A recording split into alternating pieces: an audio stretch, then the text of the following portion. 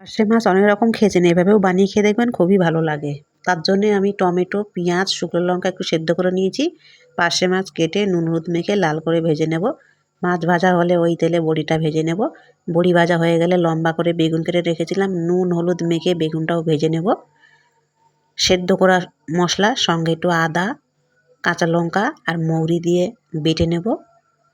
বাটা হয়ে গেলে বেগুন ভাজাও হয়ে গেছে, ওই তেলে আর একটু তেল দিয়ে কালো জিরে, কাঁচা লঙ্কা, তেজপাতা ফোড়ন দেব।